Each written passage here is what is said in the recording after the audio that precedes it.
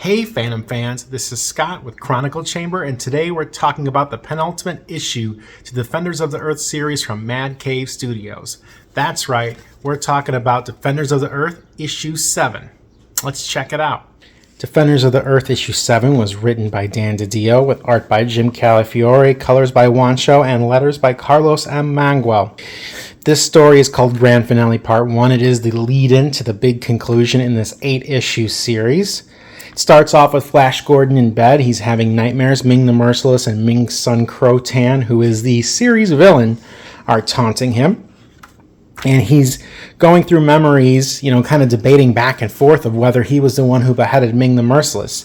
Massive spoilers going forward from this point. If you haven't read the Defenders of the Earth series, this is going to be a very spoiler-filled issue. But in the beginning of Defenders of the Earth, we were told that Flash Gordon was the one that killed Ming. That was how the story started. But we learned recently in a side story that appeared in Flash Gordon Quarterly number 3, which you can find a review of on Chronicle Chamber's YouTube channel, that it was actually Kro-Tan who beheaded his own father, and Flash Gordon was just there under mind control.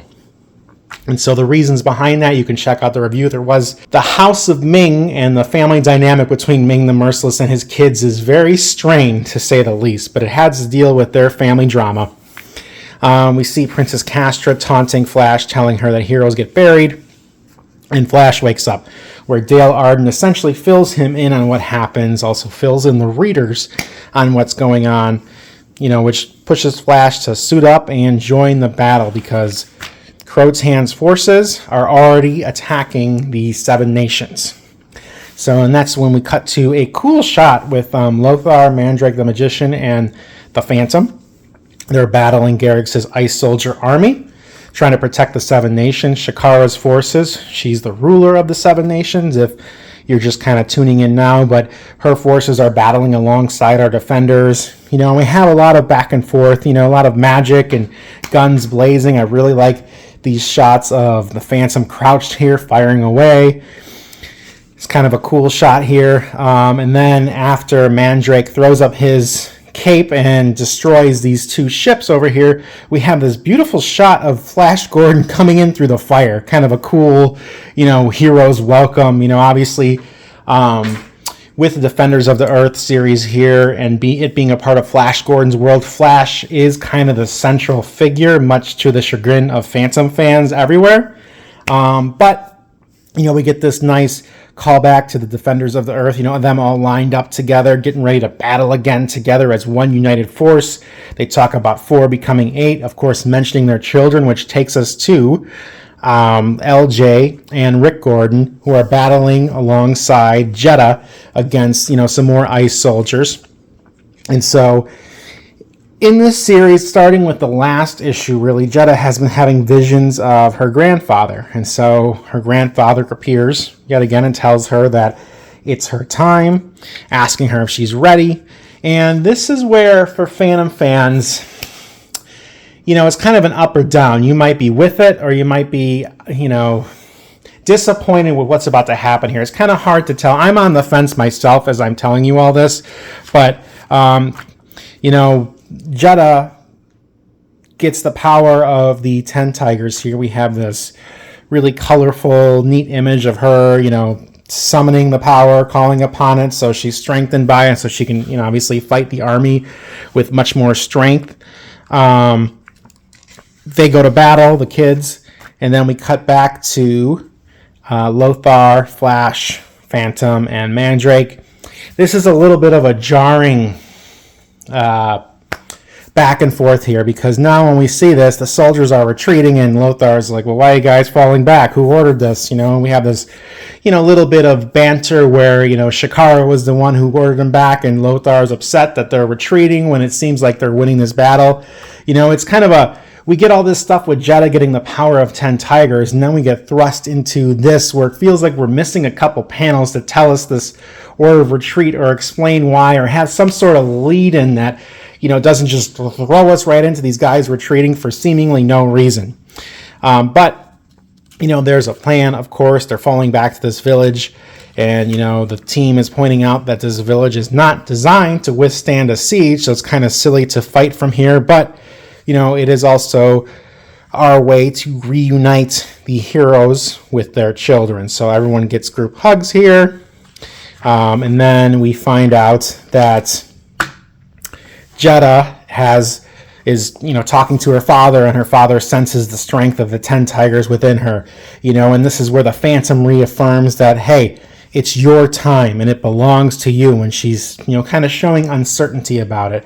So this is where it gets kind of problematic for Phantom fans, in the sense that this series, and this is again massive spoilers, the Phantom is literally the ghost who walks this series. He has been dead for pretty much the whole series. We find out he's a ghost in issue 2. And Mandrake does some special magic thing, and for a while the Phantom was tied to the house. He couldn't leave Mandrake's mansion, and now he's got some little thing where he can leave because he's got this little magic thing on him that allows him to go out into the world and wander around. It was really convoluted. It didn't really make any sense. It was kind of one of the weaker plot devices for Defenders of the Earth. But now, we're calling back to that, because here's the Phantom, who is quite literally the ghost who walks, telling his daughter, hey, it's your time now. He doesn't say you're the Phantom now, but I think the subtext and the implication here is that, yes, she's the Phantom going forward. I could be wrong. You could disagree with me, but I think that's where this series will ultimately land. I am fine with Jedda being the Phantom. I like that idea. I just wish it was something further down the road. I think that's the real problem here, is we haven't really, this Defenders of the Earth series brings back the Phantom. The Phantom hasn't been in comics for a while in the States. This series brings him back. Of course, he's getting his own title now at Mad Cave Studios. But, for Phantom fans, seeing him in a comic book like this, let alone a Defenders of the Earth series, and having him die and essentially be replaced within the first 7 issues of that series, it rubs me the wrong way. I think that's the real problem here, I don't like it. I wish we had more time with him as the Phantom, because this isn't the same Kit Walker that's going to appear in the other Phantom series that Mad Cave Studios is doing. This is a separate universe. It doesn't really have any ties to that other series. At least that's what seems like, and it's, all indicators point to that being the case. Obviously, we haven't got any official confirmation from Mad Cave Studios, but I digress. Anyways, Mandrake is shown here giving out more toys to children, which is kind of a cool thing that happened last issue. I really liked that. Then they see the army lining up because round 2 begins. Meanwhile, Lothar is going to go yell at his ex-wife, and she tells him, hey, you've been away from the 7 nations. You don't know what's going on. We have defenses that are ready to go. And that's when she releases her firewall, which is kind of funny because obviously, you think about computers and technology, that kind of firewall, but this is also a firewall to defend against literal ice soldiers. So, we have them burning here. It doesn't look like they're melting necessarily, but I really like this shot right here from Calafiore. This is these wide panels of our heroes just watching, Garrex's army get incinerated. It's kind of a cool shot. I like all the back of their heads and everything, and it's just cool to look at. And we have some more back and forth with Kishin. Lothar doesn't trust Kishin because Kishin was working with Princess Castra, but he's swearing that his allegiance is to Defenders, and that's when we learn that Zuffi serves a dual purpose. Also, note this gemstone down here because that's going to come into play in a page or two. But Zuffi is secretly spying, or can be tapped into and be spied upon by Kro-Tan. And so then we go back to, the House of Ming, what's going on there. Kro-Tan and Castra are arguing. Not a lot to pay attention to on this page, other than if you have been following this series, Octon speaks once. And Octon says, when Castra is chastising her brother for pushing a little too far, too fast, and saying, hey, she almost had everybody under their thumb, Octon says, Castra, you've forgotten your own failings. Flash Gordon still lives. So the weight upon that is, if you've been following this, and this was also in both Flash Gordon Quarterly number 3 and Flash Gordon Quarterly number 2 in side stories, Octon has Ming's soul attached to him, or personality or whatever uploaded into him. So it's not just the Octon we know from the cartoon. It is fused with Ming the Merciless, and I wouldn't be surprised by next issue if we end on a cliffhanger and Ming the Merciless is fully back. That's just my guess. It seems like that's where we're going, bringing back the classic villain and maybe getting rid of the kids. I don't know. Or maybe they're just going to be under his thumb. But anyways, the attack commences. Kro-Tan has a secret plan he's about to unleash. And this kind of feels like a toy commercial, this part, but that gemstone I told you to pay attention to, Kro-Tan has this whole big monologue about the Trojan horse, and that's where we get this dragon that just grows out of it. But this isn't just any dragon. This is Mangual, who appeared in the cartoons. He was Ming the Merciless's pet, and in this case, he's basically a kaiju that's going to stomp all over the 7 nations. So this, they're worried that he's going to destroy the power grid and take down their firewall. He starts destroying everything, wreaking havoc. They open fire on Mangual. Get some really cool action shots here from Calafiore. The art and the coloring I really like. The one thing I also do like about this series is the lettering. You can really tell who's speaking when because there are so many characters talking. It's nice to see the colors and the font kind of balance it out so you can keep track of those things. And, in this case, having Calafiore really lean into just drawing cool monsters and cool action shots, it's great. And the colors are, very vibrant and vivid. That's one of the strengths of this series. But basically what this comes down to is the defenders need to hold the village and fight Mangual, but Flash Gordon, Kashin, and Rick Gordon are going to run off because they're going to go find Kro-Tan and stop him where he lives, essentially. They're going to go to the ice station he's at. And that's where this series, or this issue, ends.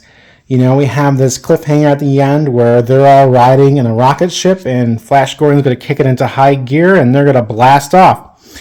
And so next month we're going to get the grand finale of Defenders of the Earth.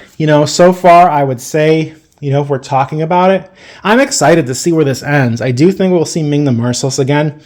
It was kind of a rough ride throughout here. For anything, if there's one complaint above any else, is they juggled way too many subplots in this series. I honestly feel like, I feel like Dan DiDio had a lot of ideas. He threw a lot at the wall. Jim Calafiore did deliver some really cool art this series, and Juancho's colors were fantastic.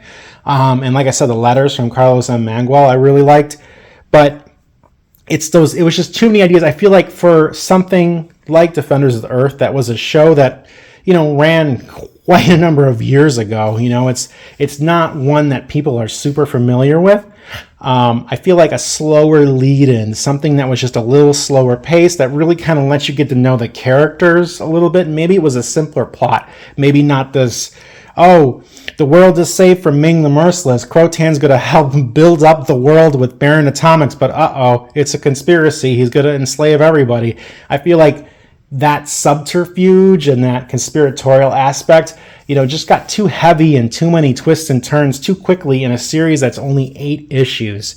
Just something simpler, maybe just like a simpler, less complex threat would have been better so we could spend more time reacquainting ourselves with this universe's Phantom, Flash Gordon, Lothar, and Mandrake, because depending on what issue you're reading, characters got sidelined all the time. Phantom was really only prominent in like 2 issues.